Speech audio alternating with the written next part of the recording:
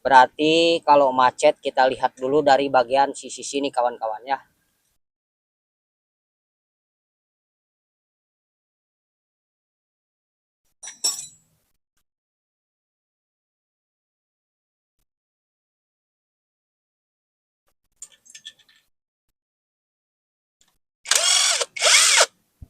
Masih ada olinya kawan.